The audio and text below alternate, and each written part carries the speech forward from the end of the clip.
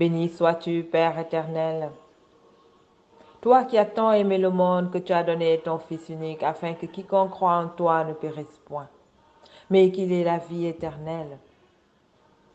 Béni sois-tu, Seigneur Jésus, toi la véritable lumière qui en venant dans le monde éclaire tout homme. Béni sois-tu, Esprit Saint, toi qui as sorti Jésus vivant d'entre les morts. Alléluia, Alléluia, Alléluia. Paix à toi, disciple de Jésus, car c'est ce que tu es, soldat. Le disciple est celui qui reçoit l'enseignement du Maître et qui adhère à ses doctrines.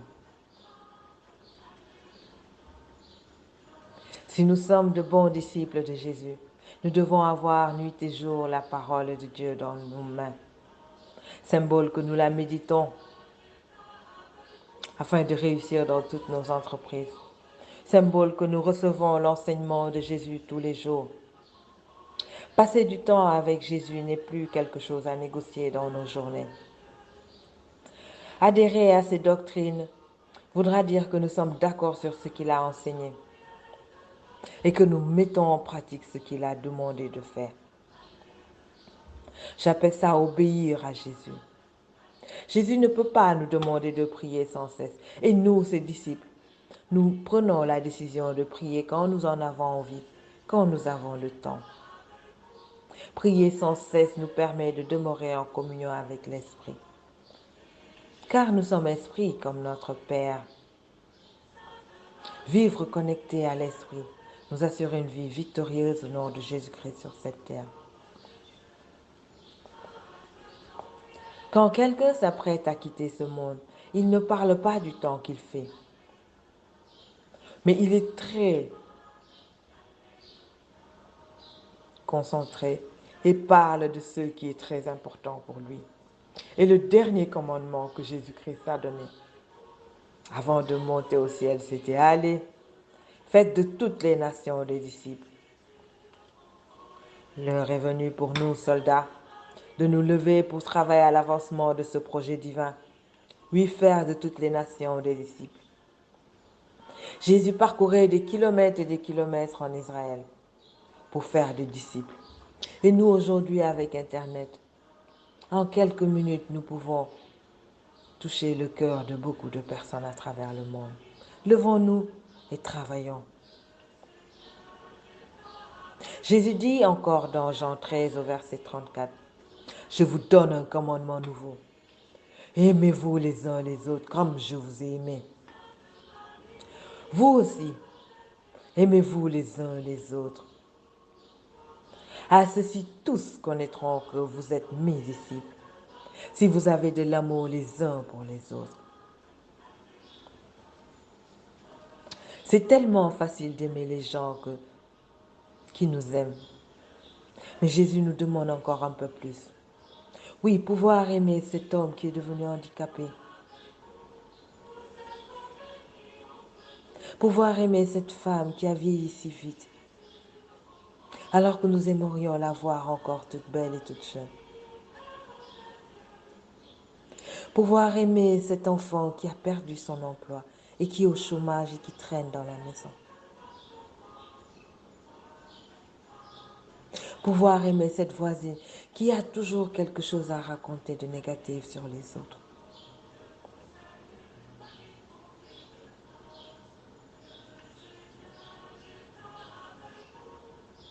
Pouvoir aimer ce patron qui, malgré que les années passent, il n'augmente pas un seul franc dans notre salaire et nous fait travailler tous les jours.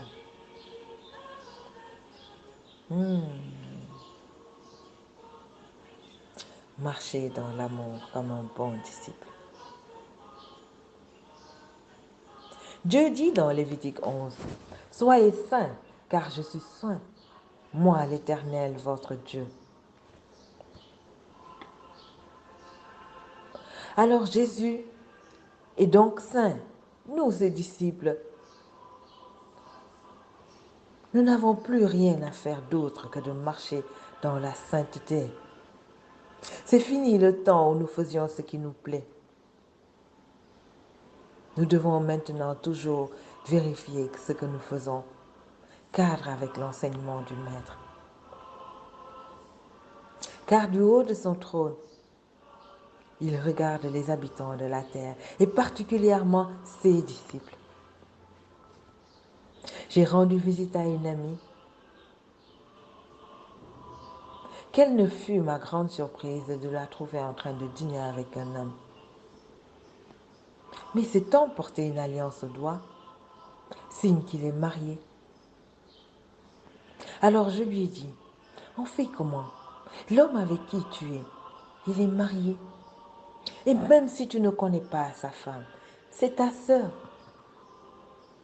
Et nous sommes des disciples de Jésus. Nous devons marcher dans la sainteté. Pendant que toi, tu dînes avec cet homme, sa femme, elle a préparé un dîner pour manger avec son mari. Mais elle le mangera toute seule. Et ensuite, la nuit, elle passera son temps à mouiller ses coussins de ses larmes. Tu ne peux pas être une source de malédiction pour ta sœur en Christ. C'est pas parce que tu cherches un mari que tu dois prendre tout ce qui se pointe devant toi. Nous devons refuser de suivre quelqu'un qui veut nous entraîner dans l'épaisseur des ténèbres, car nous sommes lumière. Soyons fiers d'être des célibataires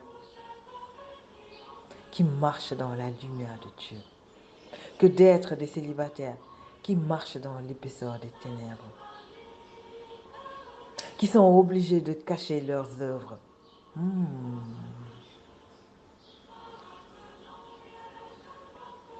Marcher dans la sainteté. Disciple de Jésus. Luc dit dans son chapitre 6 au verset 40 que le disciple n'est pas plus grand que son maître, mais que tout disciple bien formé sera comme son maître. Nous, disciples, nous devons être en formation continue tout au long de notre vie. Même au soir de notre vie, la Bible doit être encore dans nos mains et nous devons être en train de creuser encore dans la parole pour découvrir une seule révélation.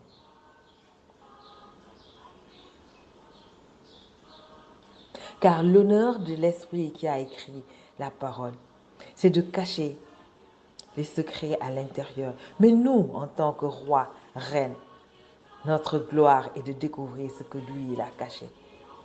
Alors creusons et trouvons des révélations chaque jour et partageons. Il y a tellement de choses à apprendre. Notre Jésus, il est si puissant, si intelligent, que nous n'aurons jamais fini d'apprendre tout ce qu'il veut nous apprendre. Jésus est vraiment maître de l'univers. Alors soyons fiers de marcher avec un maître si puissant, que plus rien ne nous trompe dans la confusion ou la tristesse. Car Jésus est avec nous. N'oubliez pas, quelles que soient nos occupations, prenons un peu de temps dans la journée pour communiquer avec le Maître, car il est là. Parmi les disciples de Jésus, il y en avait un qui m'a marqué. C'est l'apôtre Jean. Oui, ce disciple que Jésus aimait. Je me suis toujours demandé pourquoi Jésus l'aimait lui particulièrement. Mais Jésus était un homme sur cette terre qui marchait dans l'esprit. Alors pour pouvoir être son ami, il fallait marcher dans l'esprit comme lui. Même s'il a été un homme, son côté spirituel a toujours dominé. Et si Jean était si proche de Jésus, c'est qu'il vivait beaucoup dans l'esprit. Regardez l'apôtre Matthieu, il commence son livre en parlant de la généalogie de Jésus. Les apôtres Marc et Luc ont débuté leur livre en parlant des récits des événements qui se sont passés au commencement avec Jésus.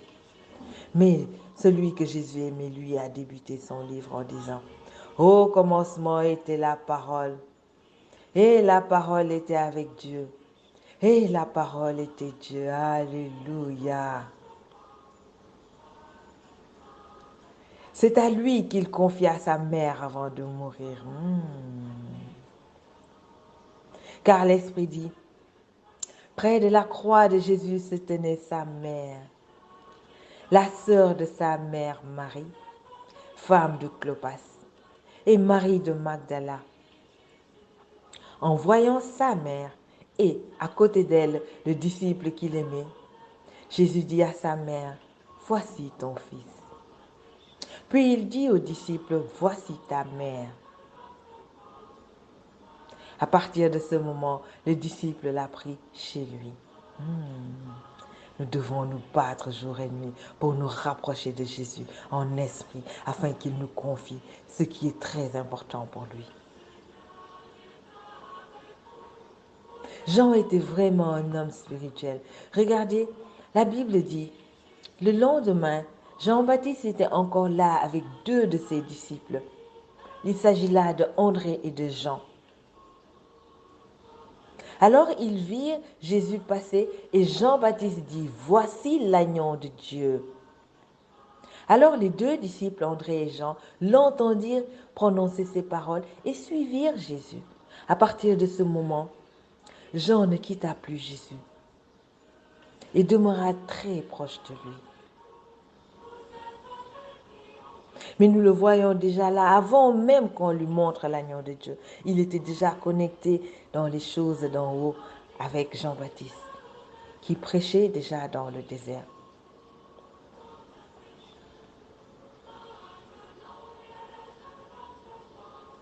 Un autre passage de Jean nous dit, un des disciples, celui que Jésus aimait, était à table à côté de Jésus. Simon-Pierre lui fit donc signe de demander qui était celui dont parlait Jésus. Ce disciple se pencha vers Jésus et lui dit, Seigneur, qui est-ce? Jésus répondit, c'est celui à qui je donnerai le morceau que je vais tremper. Jean toujours collé à Jésus. Allons à la résurrection, où l'Esprit nous raconte que le premier jour de la semaine, Marie de Magdala se rendit au sépulcre dès le matin. Comme il faisait encore obscur, elle vit la pierre était ôtée du sépulcre. Elle courut vers Simon-Pierre et vers l'autre disciple que Jésus aimait et leur dit, ils ont enlevé du sépulcre le Seigneur et nous ne savons pas où ils l'ont mis. Pierre et l'autre disciple sortirent et allèrent au sépulcre. Ils couraient tous les 2, mais l'autre disciple courut plus vite que Pierre. Certains livres racontent que Jean était plus jeune que Pierre. Peut-être c'est pour ça qu'il courait plus vite. Ou peut-être aussi son amour pour Jésus était si fort qu'il ne pouvait même pas courir doucement. Sûr de l'amour que Jésus avait pour lui. Il arriva le premier au sépulcre. S'étant baissé, il vit les bandes qui étaient à terre. Cependant, il n'entra pas. Simon-Pierre, qui le suivait, arriva et entra dans le sépulcre. Il vit les bandes qui étaient à terre et le linge qu'on avait mis sur la tête de Jésus, non pas avec les bandes, mais plié dans un lieu à part. Alors l'autre disciple qui était arrivé le premier au sépulcre entra aussi et il vit, et la Bible dit, il crut. La foi de Jean. La foi de Jean.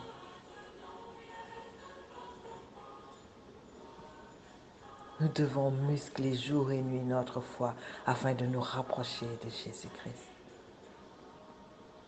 Aujourd'hui, je tiens sa main et prie Dieu, le Seigneur éternel, de te donner à toi qui as pris le temps de partager ce moment avec moi. Oui, qu'il te donne une langue de disciple attentif pour que, par sa parole dans ta bouche, tu saches fortifier tous ceux qui sont fatigués. Qu'il te fasse tendre l'oreille matin après matin, afin que tu l'écoutes comme un disciple. Amen.